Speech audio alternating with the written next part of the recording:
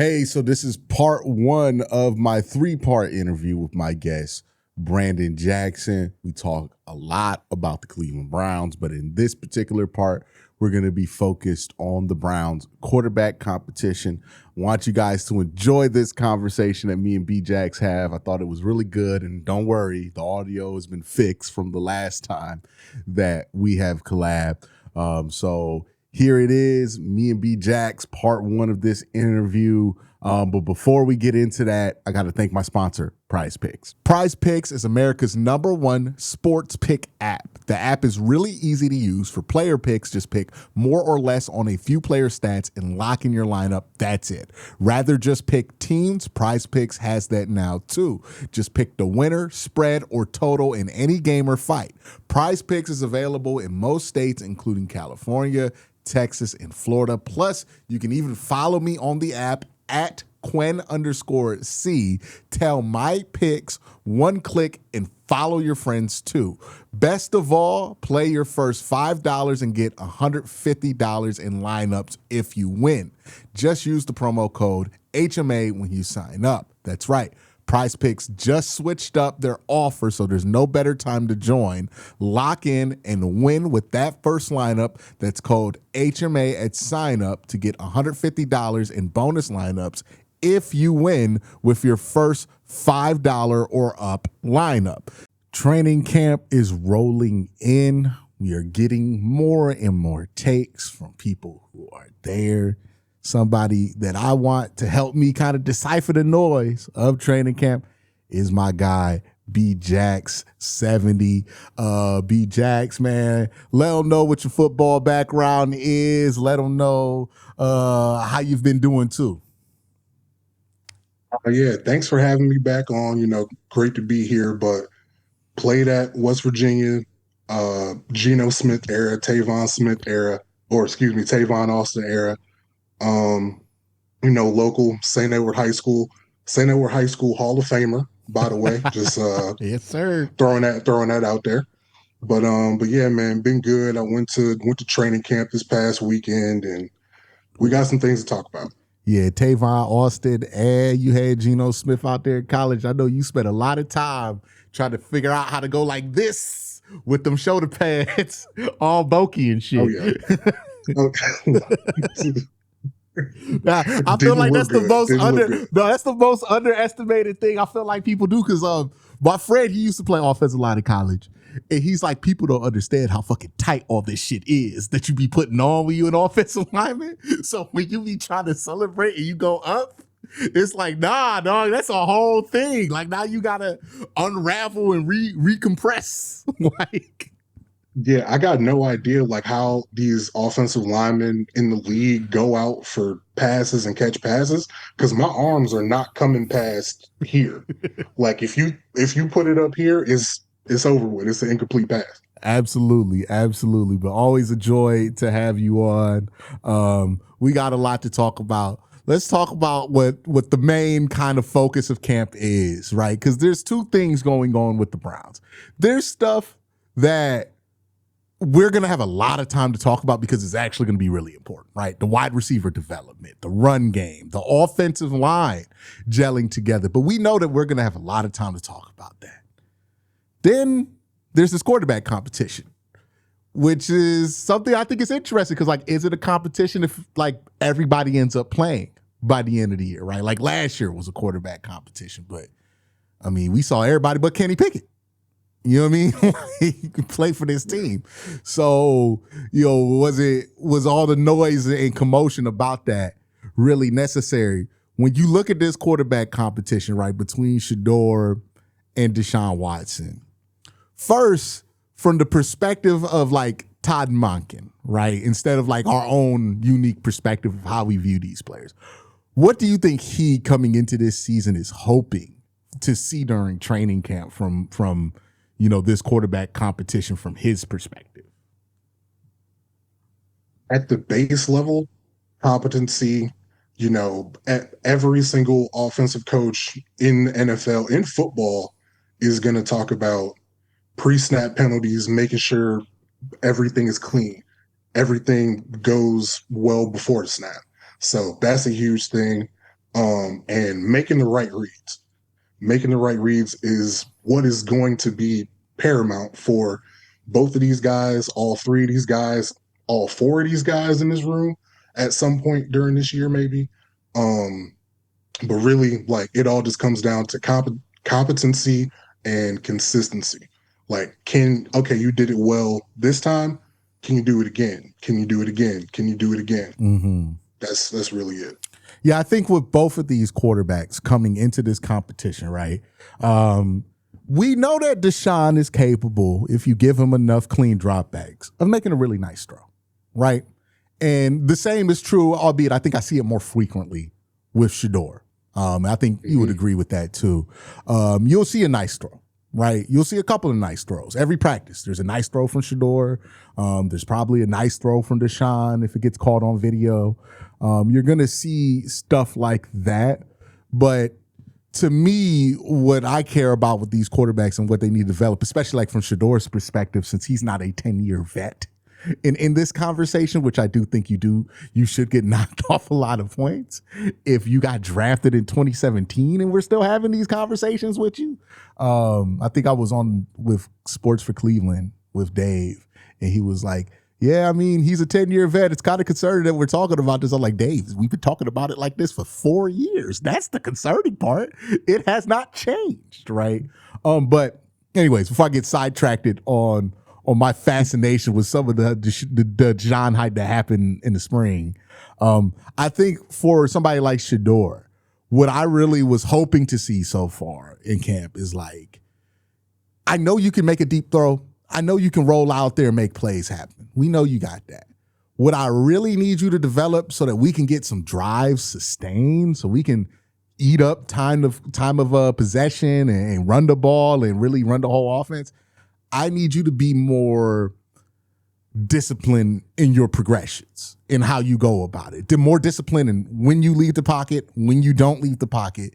I think, in my opinion, for somebody like Shador, there's no he should be purposely being told, hey, you're not leaving the pocket during 7-on-7s. I don't need to see you roll out 11-on-11s. I don't want to mess with your instincts, right? But 7-on-7, work through that shit. Like, work through that shit and work through it fast, right? You know, because you're able to see everything there. I want to see that. I want to see the decision making be done with the thought of like a larger game in mind. I think sometimes Shador practices with the mindset of, let me make a splash during practice. And this happens with a lot of players in this situation, right? Where they're thinking about how they can make a splash. That's where their mind has been. But if he's going to be the starting quarterback, I need you to think about the game, right? I think the perfect example of it is that Baltimore game. He throws the 1-to-1 with Gage Larvin. It's a 50-50 ball. Maybe it could have got caught, but you look underneath, Jerry Jeudy wide open for a first down with a bunch of room, and that you could have called timeout, got real close to the sticks, or maybe even got a touchdown, and just played the game that way. Instead, he went for the big splash play with a practice squad receiver, Gage Larvin, right? Who, is he on the team still? Mm-hmm. Yeah, he's still probably going to be on the practice squad this year, more than likely, if he still got eligibility left, right? And it's like, I can hear all the excuses for why it would happen. It's just like, hey, man, in the game, it can't happen, right? Like, you got to make the right play. When you watch Shador while you were at camp, how do you feel like those parts of his game are evolving? I understand it's not going to be where it needs to be right now, right? But do you feel like there's a concerted effort by him to improve that part of his game, or is he kind of just trying to make what was good, like what's good in his game, just stand out more?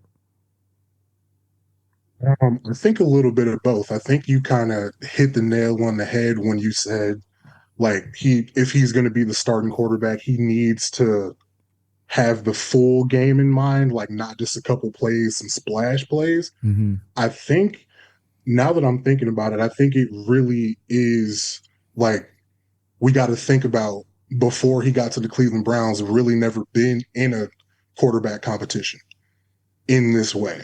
So, like, he's never had to think about, oh, if I make a mistake, I might not be in next series, next game. Mm-hmm. So I think he's working through that in real time.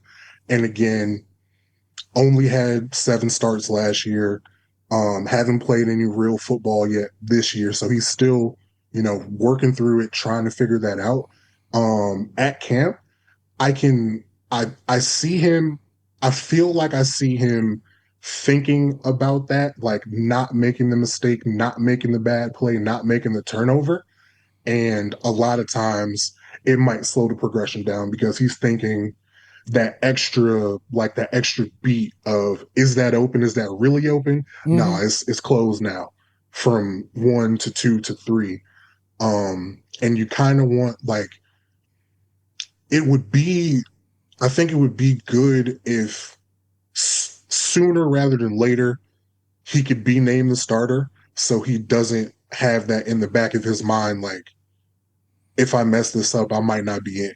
Like, this might be my last shot, because that's going to affect any player, whether it's quarterback, left tackle, wide receiver. Like, that's going to be on your mind when you're out there playing football, because you want to play, you want to be Mm-hmm. able to contribute. Um, so yeah, I'm thinking if they can, make that decision as quickly as possible, which I feel like I'm hoping that it's trending that way. They can finally have him in there, not think about being the starter or not, and just playing football. There's part of me that's like, I don't know if that's ever going to go away though. You know what I mean? Like, unless like he gets like a contract somewhere, right? Because even if Yeah. he is the starter, it's like NFL. If you're not the man, right? And when you're the man, like you getting paid big money, and you're early in that contract, and you might get a next one, right? Because Deshaun getting paid big money, he not the man no more. They made that very clear in 2024 that he was no longer the man. And like even now, it's like, yeah, if they name him the starter, like it might relieve him a little bit, give him some confidence. But I think for where he is right now, I think he does have to just kind of get used to playing with that pressure. And I think what's best for him is just to understand, okay, just because that pressure is there doesn't mean I'm not going to work on what I'm supposed to work on. Like, I think, and we're going to talk about him later. I don't want to get into him right now. But like Dylan's kind of showed that a little bit of like, okay, like he knows he's in a tough spot, but he's just sitting there working on his stuff, right? And that's all you can really control, right? What's controllable with him. And with Shador, it's like I'm actually okay if the ball's coming out a little slow right now, right? I'm okay if he's taking a couple extra seconds, because what I want him to do is tough, right? Basically, I'm saying rewire how you look at this, right? Mm-hmm. Like in Colorado, when he got a one-on-one on the outside, that was go. That was green no matter what, right? In the NFL, you can't really live like that unless you're special, right? At the arm talent, right? And he's not special enough to live like that. So it can't be green.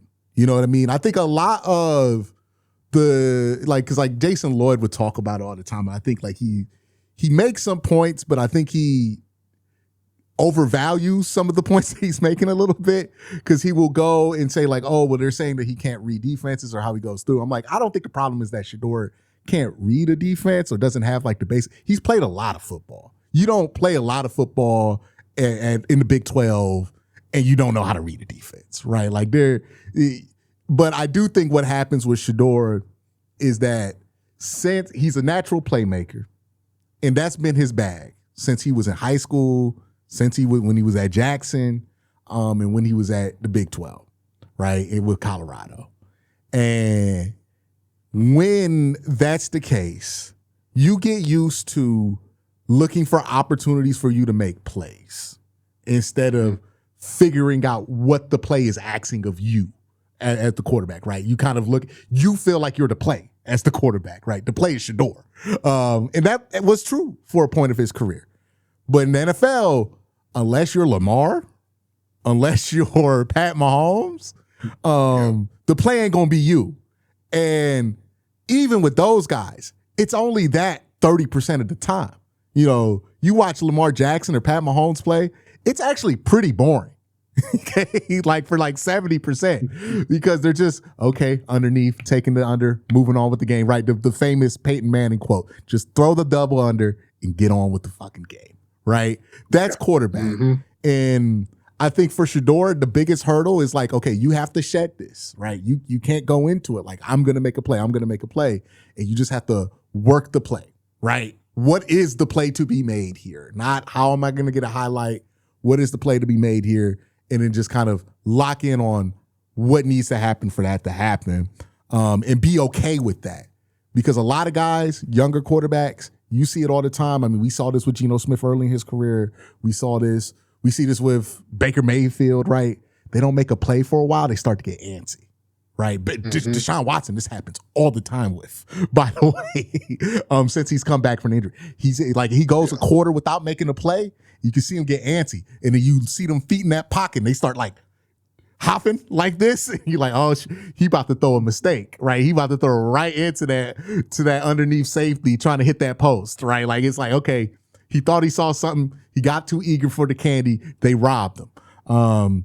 And I think the magic of somebody like Tom Brady, the magic of somebody, the evolution of Josh Allen, is that those dudes, especially Tom Brady, you can't bore Tom Brady into a mistake. You can't. Tom Brady will lull you into a mistake, right? Tom Brady will have you on third down, like, I ain't even gonna rush. I know there's gonna be some bullshit that they gonna throw real quick. Like, okay, and then he holds the ball for 5 seconds and finds Randy. You're like, damn, like, you know. And that's just kind of like the game, right? It is as glamorous as the position of quarterback is. A lot of this shit is boring. What a lot of stuff you have to work on is tedious, right? Handoffs, play action fake, your feet at the top of the drop. It seems stupid when you're working on it, but you got to be a different kind of person to like put that kind of mentality in there. And I think like Jameis is a good example of like, hey, Jameis got everything you would think to be successful as a quarterback. Smart dude, when it comes to football, right? 6'5", talented, right? We saw him at Florida State that freshman year, talented, right? But what was the one thing Jameis never really had? A sharp lack of mental discipline. Like, it was all over Jameis is off the field and on the field, right? You know, and that ended up being why Jameis is capable of being 30 for 30, right? And why Jameis is who Jameis is today, instead of like, you know, I remember people comping him to, he's going to be the Jordan of football after his freshman year of Florida State. And it's like that right there. Like, can you be okay with being boring a little bit? I think that's the biggest hurdle that Shador's going to have to constantly work on throughout his career. Even if he gets to a place where he has enough bread and butter in there, I think he's going to have to figure out, okay, how do I tame that beast? Like, how do I get better not eating the full, well, what's the best way to put this? It's like being on a diet, but you still like the food you like. You know what I mean? Right? Like, if you try to, like, I'm trying to lose weight right now, right? I still like all the food that got me big, but, you know, I got to be okay with eating that tilapia and broccoli, right? That's what's good for you. You know, I got to be okay eating just salmon, you know, and not putting nothing crazy on it, right? That's the kind of mindset that Shador has to work on, is like, okay, we know what you like. They know what you like too, but we got to get you okay with some of it. We got to eat these vegetables, big dog. Like, that's really what I need to see from one of these quarterbacks, is they're okay with eating their vegetables. Yeah, and to his credit, like, I can see that, you know, a lot of the clips that get posted, he's, you know, I saw somebody say, oh, it's another check down, throwing to the running back again. Like, that's a good thing for what we're trying to do and accomplish. Him throwing to the running back instead of chucking it into double coverage is a very good thing. Yeah, we're trying to raise the success rate, right? Like, this is how you raise your success rate. You know what I mean? And that's what I want to see from Shador this year, is like, okay, we know that you can make plays. And if you stay on the field long enough, that's going to start to matter, right? Like, you know, but you got to have your success rate be to the point to where we can keep you on the field and be justified in, like, okay, we're not losing games because of this. We're not dripping possessions because of this. That's the biggest hurdle that he has for himself. If we flip the script to Deshaun Watson, there's a lot there that I think he needs to overcome. Like, where do you want to start? Do you want to start with the physical with him or the mental with him? Let's start with the mental. Because I think, like, throughout spring and the summer OTAs, minicamp, posting videos on Instagram and Twitter, the physical like is going to be as good as it can be, given his injury history and like what he's dealt with, like injury wise during his career. I think this is probably like the best he's gonna feel. Um, but we go back to the decisions that he makes on the football field leave a lot to be desired. Mm. There's every practice you get at least one interception. It feels like this training camp. But even not just the interceptions, but it's the things we talk about. Shador throwing bad passes and throwing into traffic. Deshaun is doing the same thing, but at a higher clip. It feels like in 2026. I think also what happens with Deshaun is he's like, the one thing with Shador is that he's decisive, right? Like when he makes a decision, even if it's a bad one, he is decisive about that bad decision, right? Or good decision that he's going to make there, right? You don't have this buffer there that you have with Deshaun. And I'm like, I think it's like a lack of confidence that's there with him. Like he feels like a man every time you watch him who's trying to get back to being the man, right? I'm gonna show y'all I'm still the man. Like, you could feel that when he plays. And I think that's been a burden to him. And this is why I didn't buy into all the hype in the spring, because if Deshaun was coming out here and he was like, I just got to shed all this. What happened in the past was the past. I just got to focus on what I could be now. You know what I mean? And just, like, I would be much more like, oh, okay, that's different. But everything is like, I'm about to be the man again. And it's like, that's the same shit that's been sniping you up this whole time, if we're being honest, right? Like you wanting to be the man again, right? He want to be Odysseus plucking his bowl again. But he don't understand Odysseus don't ever get back to the throne. You feel me? Wow, that's amazing. Like that's what he wants to do. And I think that's held him back. And I don't really see that changing. He still wants to get back to being Deshaun Watson. He should have realized 3 years ago that was never going to happen. For a number of reasons. Even if he was playing well, it was never going to be like it was, right? He's still holding on to that, like that it can go back to what it was. And just to throw another reference into the Odyssey. By the way, go watch the movie. It's a good movie if you ain't seen it. But just throw another reference in there. What did Agamemnon tell Odysseus, right? You can't walk in there thinking that you just back. Like ain't shit just happened. Right? Because what happened to Agamemnon? Don't be like me. Yeah. Don't make my mistake. Yeah. Because I ain't going to spoil nothing, but he in Hades. You know what I mean? Like, it's not, things have changed. It's not what it was. And you might think that, that's not going to get you anymore. It don't matter. It's going to get you, right? And if you're Deshaun, it's like, the problem with Deshaun is he still think he going to just get back to sitting on that throne. And I need him to just adjust to what he is now. Because, like, even if he's back healthy, it's like a fighting game meter. I'm just off the hook with all these metaphors today. But it's like, when you get beat up in a fighting game, you recover only to a certain point. You feel real healthy, but that's 80% of what the meter used to be, And he's never humbled himself to that place where he can accept that wherever DW4 was in Houston is over. You know what I mean? Like I would have, like if he needed to be the kind of dude that came out with a whole new hairdo, like Mike Vick. Everybody bring up Mike Vick and how Mike Vick got through his situation. Mike Vick came back not even wanting to wear 7 no more. He didn't want to listen to hip hop anymore. He cut his braids off. He was like, I'm a new dude. Okay. I have shed the old me, right? Because he realized it was never going to go back to 04 Mike Vick.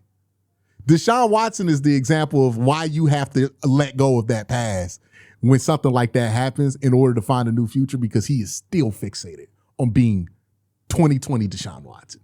And it's just not happening. Somebody got to sit him down and show him the infamous wire clip The old days was the old Yeah, days. them the old days. Like, it's unfortunate, it's never going back to that. It's never going back to it was like unbelievable. That man, I mean, was up there in conversations looking eye to eye, Aaron Rodgers and Patrick Mahomes when he was on top. Mhm. But God, that's so long ago. I mean, like Like I was his just last big time moment, the last time we like really cared about a Deshaun Watson game was 2019 wild card when he came back, beat the Buffalo Bills. For those of you, I'm working on a video about this, working in some references that we might have used earlier, right? Like, for right before the season starts that I think would be interesting here. But that was the last time, right? He got that play, got through that sack, put the arms up, right? And really celebrated. And like, oh, at that point, Josh Allen was beneath him. The idea that Josh Allen would be better than him was crazy at that time, right? Josh Allen was beneath him. He was on his way up. He had just had a big time moment. You thought the ceiling would be the roof. And then it just got weird from that point on with him. And I think the reason I bring it up as a burden, right? The fact that he can't let go of who he was in 2020 and trying to get back there. And look, I get why that's not an easy thing to do, but you got to do the hard thing, right? The honest thing, which is not always the easiest thing, is because most of the things that happen is like, oh, he's trying to do something he thought he could do in 2020, but then he's like, oh, and then you can just feel that, right? And then what pops out is a big fart, right? He's not confident in what he could do today because he has no idea who Deshaun Watson in 2026 is. Like, think about that. Do you think Deshaun Watson has any idea who he is as a player in 2026? Or do you think if you talk to him about who he is, he would describe the same dude that he was in 2019 to 2020? Yeah, he probably is describing the 2018 version, Mm-hmm. but because there's no way he could know what 2026 is because he didn't know in 2024 what he was. Like it's just a long cycle of him trying to get back there, but he's unfortunately getting further and further away. Funny enough, I think the one guy who almost got through to him is the person that everybody kind of throws under the bus with Watson. It was Kevin. Kevin was making some points to him in 2023. Because I remember listening to him on his podcast. And he was like, I have to change. I can't be the same dude. I have to adjust my style. All this stuff. And I'm like, oh, okay. Like, and the play was getting a little bit better on the field. And then he got hurt. Never got that feeling of being the man. And then 2024 come around and the Browns catered to that feeling. Oh, we gonna make sure we bring somebody in who can make you feel like the man. And then that went, and it was a disaster, right?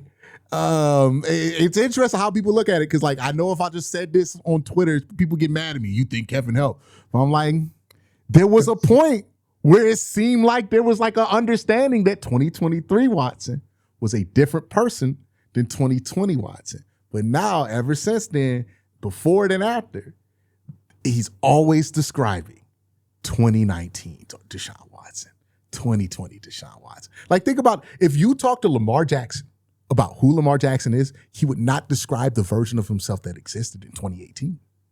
Right? Mm-hmm. Like, he would be describing an entirely different court. You could tell it reflects in how he plays. The same thing with Joe Burrow, the same thing with a lot of different quarterbacks around. Matt Stafford, if you ask him to compare himself to who he is, he would be describing a completely different player than he would have described in 2009. But when you ask Deshaun to describe who he is, he describes the same dude that he was 5 years ago. And I think that's the basis for all the problems. He has no idea who he is anymore as a football player. And it shows when he plays. That lack of confidence in who he is, it shows itself. At least with Shador. Shador might think he's a little bit better than what he is. But he knows the general comp of player that he is, right? Yeah. I want to make some plays. I could throw a pretty deep ball. I got to work on some other things, but I know that I could get it cracking downfield. Okay, like that's the DNA that Shador is going to be. If he's successful, it's going to be that same DNA. You just want to refine it to where he's a more practical in his style and makes more practical choices in between the big time throws, but you're not trying to take that away from him. That's why it feels so different, in my opinion, when you watch those two. Because like one person has an identity, the other one, he don't know who he is anymore. You know, and you can't be point successful. To one thing. Like you can't point to one thing that he's doing well now or he did well 2024, 2023. Like there's no like one calling card for him. Yeah, it's changed so drastically, right? His skill set, what he's able to do, and also like another thing I don't think people appreciate, the league has changed, right? The defenses have evolved rapidly in response to offense in the last 5-6 years, and it's really cooked a lot of different guys, right? CJ Stroud getting cooked by this right now. Like, you know what I mean? Like, hey, tools up in the chat. Like, you know what I mean? Like, it is what it is. But we have seen this where it's like, why is this guy not as good as he was 5 years ago? It's because the league's different. They put different players at different positions, you know? And that changes how you see things, what play combinations you like. And I mean, this is a guy who's taken 2 700 days, who had 2 700-day off periods in his career in the last 5 years. That's a lot of football. That's a lot of evolution that you are not there for, that you are not witnessing and watching and having to play through. Like, think about it. Last time Deshaun Watson was good, linebackers were what? About to get short? Now they getting big again. Like we are in a league now where you can win a Super Bowl with Sam Darnold. Like defense has evolved to being that good that Sam Darnold won a Super Bowl. Oh, and now, these defensive tackles are something better else that they got in the league now. Yeah, like if you don't have defensive tackles, you're cooked. You don't have edge rushers. If you don't have a nickel, like a superstar nickel almost, like you might be cooked. Like it's a completely different world now. Like think about a dude like Denzel Ward, who 10, 15 years ago, we would have treated him like we treated Darrell Reeves, right? Lockdown corner, shutdown guy. But because now corners exist that could do so much more than just shut down a guy, right? Pat Surtain exists. We like, oh yeah, Denzel's really good. like the position has evolved to a point to where like you think of Pat Surtain, you forget he just played corner. Like how many people in chat be like, Pat Surtain play safety, don't he? No, he plays corner. Like, but he's such an evolved version of that it's different, right? How linebackers have changed, right? What Fred Warner is capable of. Roboting wasn't really that big of a thing in 28-19, right? With linebackers turning on play action, now it's pretty standard that you see it, right? The kind of athletes they look for in these positions and what they ask these athletes to do. Defense, because they've gotten the short end of the stick on the rule books, they have evolved around these problems. And I think it's actually cooked offense because offense can't adjust no more because they're not used to it. They're just waiting for the NFL to change another rule so they can get back to being even again. But it ain't really happening like that. Either you can stay on top of it or you happen to Kevin Stefanski. The offense didn't change from 2020 to now. The league did, right? Like that's what happened. The league just changed and he ain't had nothing for it, right? It got him fired. Like that is, I think, the most underrated element of this. And I think when people talk about Watson, they make it one of these symptoms. Oh, it's the physical. He got hurt. Oh, it's the coach. Oh, it's the mental, right? And I'm like, no, it's all of these things. It's the fact that the game schematically evolved like everything that could go wrong for Deshaun Watson converged to go wrong at the same time at full effect. And it's the kind of punch that if you're being rational, it's just not something you can expect him to get up from because where do you even start? He in a body that he's not familiar with anymore, right? He got to learn how to work a whole different body. And like, he might be able to run like he used to, and that's cool. But like, I promise you that ball don't jump out his hand like it used to. That's something he got to get used to, right? Think about how much it changes for a pitcher when they go from throwing 95 to 93. It's a world of difference, right? You'll be out the league. That's where Deshaun is at, right? The fastball ain't as fast anymore. He doesn't have the ability to rip it from different launch angles anymore. Not like he's having to get used to his base being perfect. This is also something Shador's adjusting to because he's in the NFL now, right? What you used to get away with throwing without your base, no, those safeties will catch that. Like, he had multiple moments last year where I'm like, oh, he thought he could just throw that shit without his base and nobody was going to do shit about it. No, that safety runs 4.3 in the NFL. Like nah, that shit ain't happening no more. Yeah. Like, but like it's different when you're 22 and 23 and you learning that. When you've been in your body for 31 years, it's a hard adjustment to make. It's why everybody don't age well. And also he's older. Like whatever he ain't lose from injury, he losing from age. It's all leading to like a fascinating, like, I hope to be in a position one day to make this documentary about it, because I know that people are going to make it real simple what went wrong with Deshaun. But I think it's just such a fascinating cocktail of everything that went wrong with this dude that could go wrong. That just makes up why he fell off so hard. On top, like, I wonder if he wouldn't have had a fall off anyways. Like, if he stayed in the league, like, he did not adjust well to cover two. That's a great point that somehow I've never thought about. Like, this just might have happened anyway. Like, CJ Stroud fell off. Like quarterbacks just fall off, And like, I find it hard to believe he fell off this hard and it wasn't going to happen anyways. You know what I mean? Like, I think people look at it like, oh, he went to Cleveland, that's why he fell off. Like Odell Beckham, where I'm like, there's an argument to make that Cleveland helped him fall off, right? Instead of it being organically Odell and the game change. It's like, I don't know if that's the case with Watson because he went to a Cleveland Browns team with a great offensive line and good wide receivers.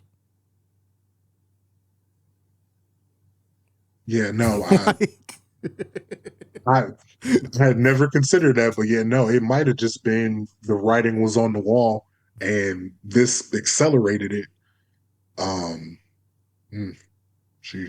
Yeah, I wonder what that story is. If like he never gets traded, he just goes back to Houston, but it looks like this. Because right now it's going to read as like a karma story, right? Because all the things that happened and he got paid the money and people are like, oh, he got fat because of the money. I'm like, I don't know if that's what happened with him. To be honest, he seemed pretty hell-bent on fixing his reputation. He knew the only way to do that was to play football. I think he was as motivated as you could be. And it just hasn't turned out well. Like sometimes you work hard and it don't work. like, you know what I mean? Like I'm pretty sure somebody's had this experience with you, B. Jax, where they worked their ass off to take your spot, but you had the spot. Like, you was just better than them, right? Like 100%. He's scholarship. He about to go to the Big 12. Like, you worked really hard and didn't do shit. You 5'11", trying to play left tackle. Like, I'm sorry, sir. Like, just happens. There's somebody that I'm gonna send this to, and they're gonna know exactly why. But